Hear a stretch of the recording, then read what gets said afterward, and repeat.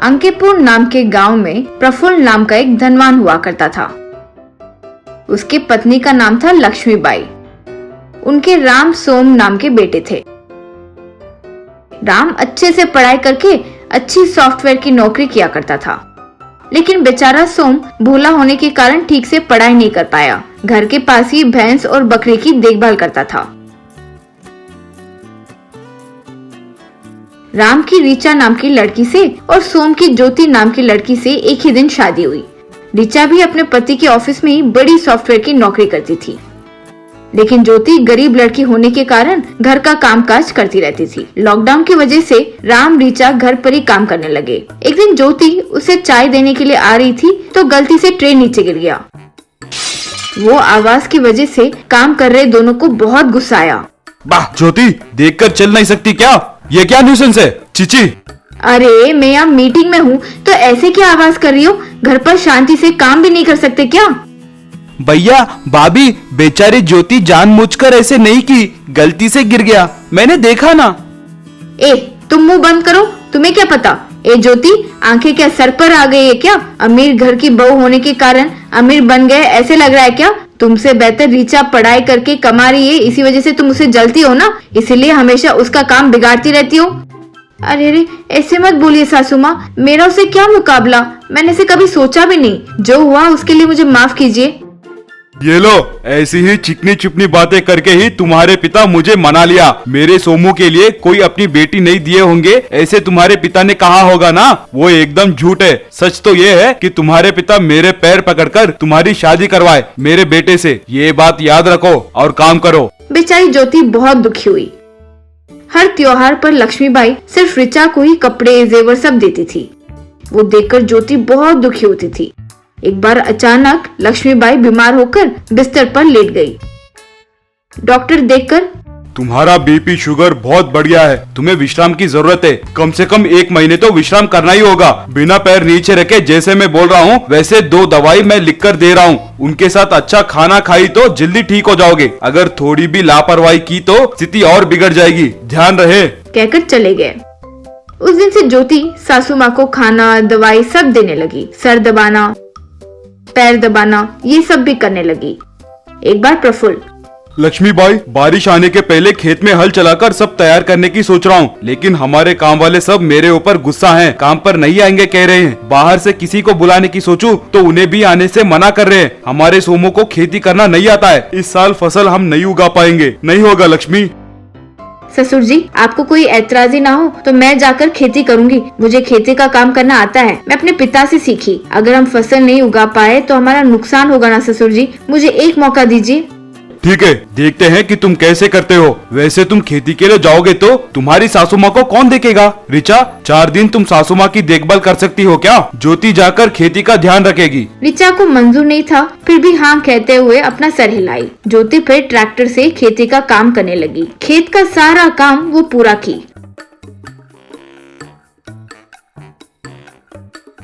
घर पर ऋचा सासू माँ को देखने लगी। एक दिन लक्ष्मीबाई, माँ ऋचा प्यास लग रही है, थोड़ा पानी लेकर आओ ना।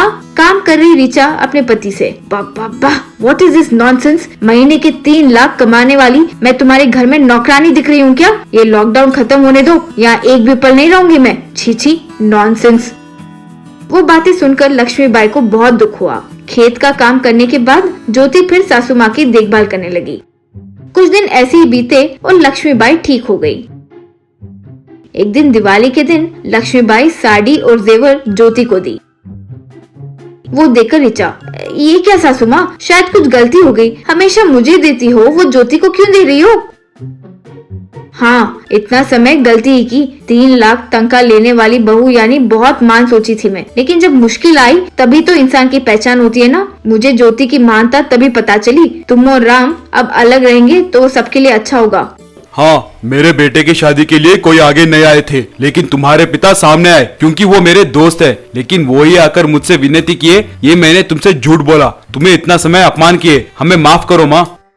सासू माँ, ऋचा दीदी बहुत अच्छी है, ऑफिस के काम में हमेशा बिजी रहती है। सॉफ्टवेयर की नौकरी यानी बहुत टेंशन होता है। हमें उनकी तनख्वाह दिखती है लेकिन मेहनत नहीं। कोई काम के कारण आपकी सेवा करने से चूक गई होगी, उसके लिए उन्हें अलग रहने के लिए बोलना सही नहीं है सासू माँ। वो भी आपकी बेटी जैसी है ना। You are right Jyoti, I am sorry सासू माँ, मुझे ऐसे व्यवहार नहीं करना चाहिए था। मेरे काम की वजह से मैंने वैसे बात की थी। मैं आप सबको सॉरी कह रही हूँ। अब से हम सब खुशी खुशी रहेंगे। तब से सब लोग खुशी से जीने लगे।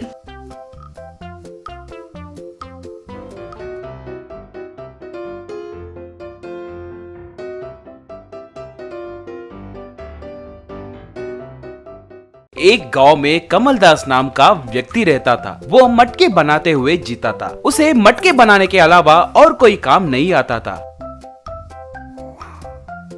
थोड़े समय बाद उस गांव के लोग फ्रिज का इस्तेमाल करने के बाद कमलदास के पास से मटके खरीदना बंद कर दिए।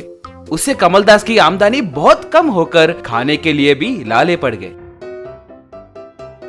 कमलदास का एक लौता बेटा था अभय। अभय को उनकी परिस्थिति के बारे में नहीं पता चलना चाहिए सोचकर कमलदास बहुत मेहनत करता था। अभय बहुत बुद्धिमान लड़का था और बहुत दयालु भी था। अपने पिताजी की परिस्थिति को समझकर अच्छे से पढ़ता था और अपने दोस्तों के जैसे स्कूल में स्नैक्स खरीदने के लिए पैसे नहीं पूछता था। घर से लेकर गए लंच बॉक्स को राह पर कोई भिखारी दिखे तो उन्हें दे देता था। अभय के स्कूल के सामने एक बार एक नया चॉकलेट शॉप खुला।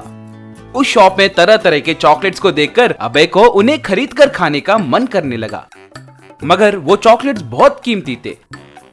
अभय अपने पिताजी को बताए बिना छोटे मोटे काम करने लगा और पैसे जमा करने लगा।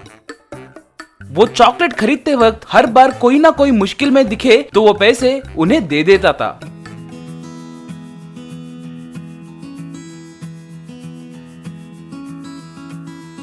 एक बार अभय बहुत मेहनत करके 500 रुपए जमा किया।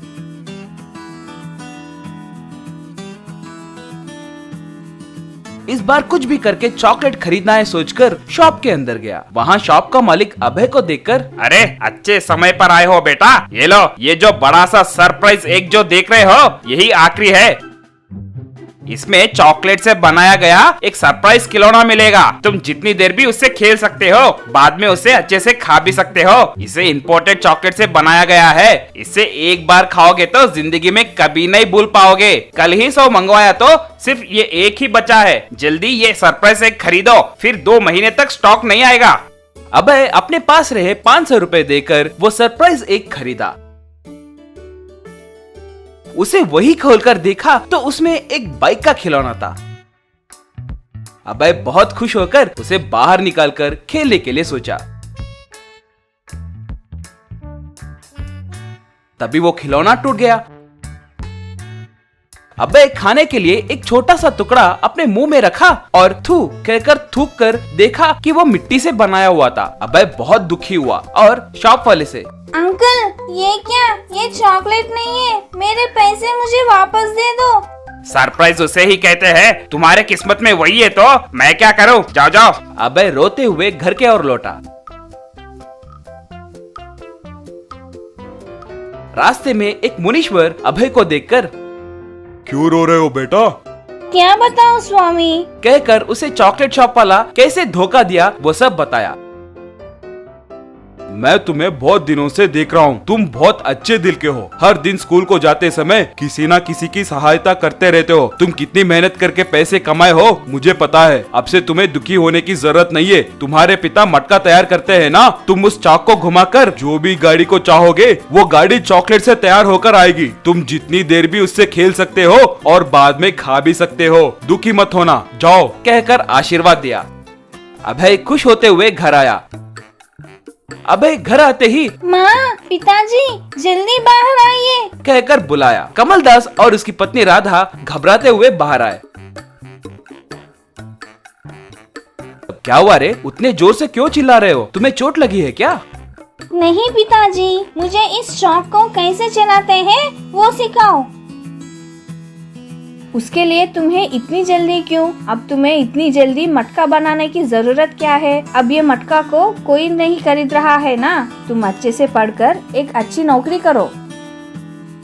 वो नहीं माँ, इस चौक को घुमाकर मैं आप लोगों को एक मैजिक दिखाने वाला हूँ। कमलदास अभय को चाक कैसे घुमाना है दिखाया।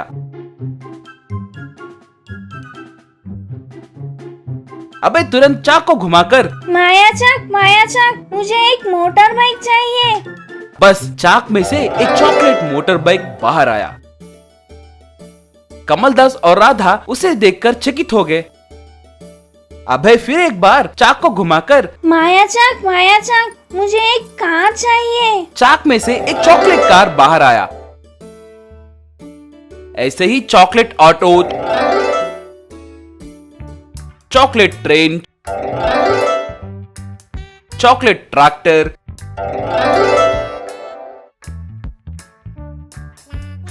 लॉरी सब तैयार किया। अभय बहुत खुश हुआ। ये क्या जादू है रे, ये क्या हो रहा है, मुझे कुछ समझ नहीं आ रहा है। अभय जो भी था वो उन्हें बताया। कमलदास राधा बहुत खुश हुए। अभय अपने दोस्तों को बुलाकर अपने तैयार किए गए चॉकलेट व्हीकल्स सबको बांटा। वो सब उनसे खेलकर बाद में उन्हें खाए।